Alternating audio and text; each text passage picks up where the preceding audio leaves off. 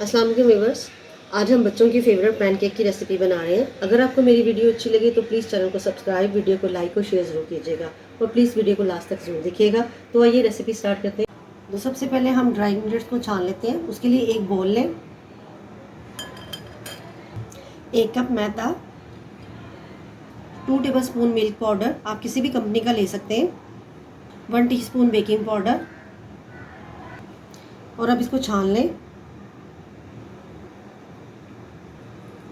छानने के बाद इसको साइड पे रख लें और अब हम वेट इंग्रेडिएंट्स के लिए एक बाउल ले लेते हैं। एक अंडा लें। अंडा जो है वो रूम टेम्परेचर पर होना चाहिए। 1/4 कप चीनी, 1 टीस्पून वनीला एसेंस, 1 पिंच नमक। अब इसको अच्छे तरीके से चीनी को और अंडे को इसमें मिक्स करें ताकि चीनी इसके अंदर अच्छे तरीके से मिक्स हो जाए। इसके अंदर अच्छे तरीके से मिक्स हो गई है। अब 1/4 कप ऑयल, 1 टीस्पून सफ़ेद सिरका, इससे हमारे पैनकेक बहुत फ्लफ़ी होंगे, और 3/4 कप दूध हमने रूम टेम्परेचर पर लिया है। अब इसे मिक्स कर लें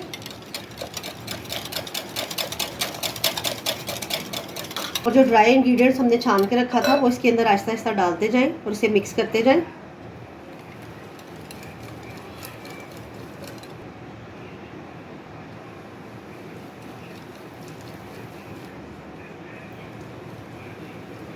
इसको अच्छे तरीके से मिक्स कर लें ताकि इसके अंदर कोई लम्स ना हो।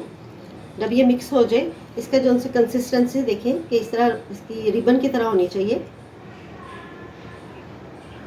और अब इसे 5 मिनट के लिए रख दें। मिनट के बाद एक नॉन स्टिक फ्राई पैन लें और इसके ऊपर थोड़ा सा ऑयल डालें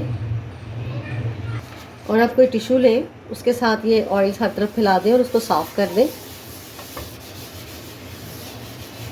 अब 1/4 कप का मैंने लिया है। इसके अंदर ये पैनकेक का जो बैटर है वो सेंटर में इस तरह डालते जाएं, वो खुद ही अपनी शेप ले लेगा। अपने बस सेंटर में से डालते जाएं और हम इसे लो फ्लेम पर ही कुक करेंगे। अब ये देखिए इसमें ये बबल्स बने हैं। जब ये बबल्स आना रुक जाएं तो फिर हम इसकी साइड चेंज करेंगे।